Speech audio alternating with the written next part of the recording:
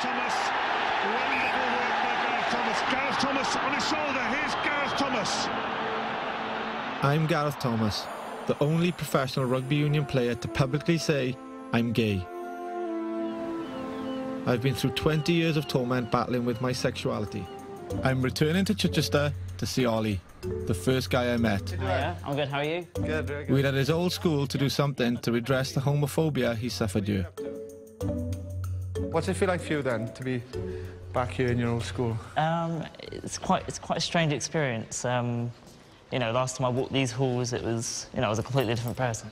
It's definitely painful, brings back painful memories. We're back for a positive reason. Suran Dickson's with us. She's an expert in running workshops tackling homophobic bullying. And I think you know a little bit about why we're here to talk to you today, but we've come from this organisation here called Diversity Role Models. The workshop challenges the language kids use in school and the stereotypes they have for gay people. I want you to write down on those pieces of paper how you think you can tell if a man is gay. Now we are talking about the stereotypes of lesbians. How can you tell if a woman is a lesbian?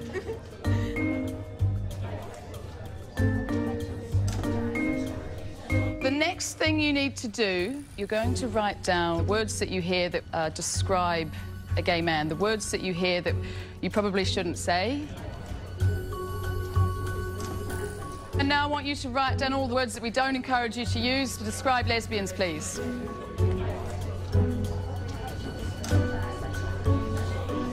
Right, I'm going to stick these on Gareth. And I'm going to stick these on me. The reason we do this is to really get you to think about stereotypes.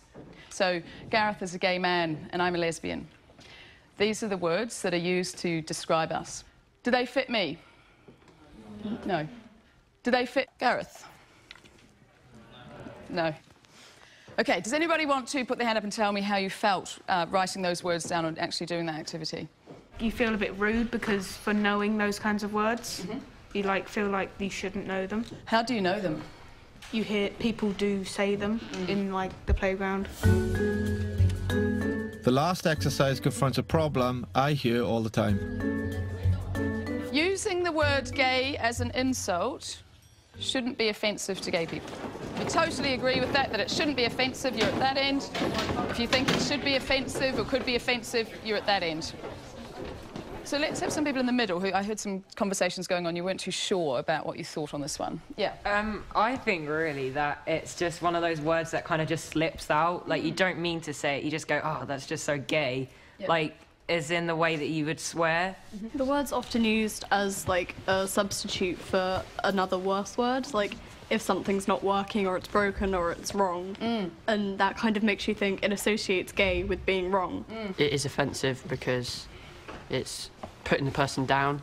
How do you think if that would impact on me if I heard you talking and saying the word gay for something negative? I think that it probably make you not want to tell anyone ever because it will make you feel like being gay is a bad thing. So how have you felt about the session? Is it what you thought it was going to be? I think it was quite different to what I was expecting.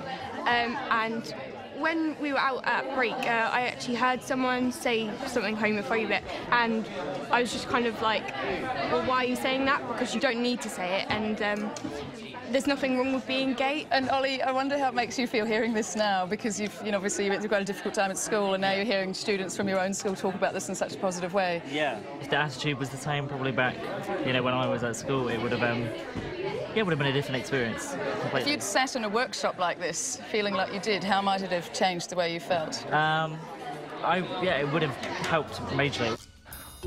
I hope that you've all learned a lot today and you take this away with you.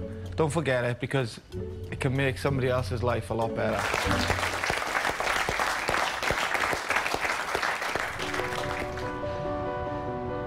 I wish there'd been workshops like that when I was at school. It might have saved me years of anguish. But I want the fact I've shared my experiences to help others too. I hope people take away from my story and from seeing this programme that actually honesty People respect honesty. In whatever form you decide to give it in, people always respect honesty. So being honest about who you are, people will respect that. Whether they accept it or not, they will ultimately respect it. And one thing I had was a big fear, and I see this with the other people we spoke to, is a big fear, a fear of coming out. And what I found that, you know, the fear of coming out is actually often so much worse than actually doing it.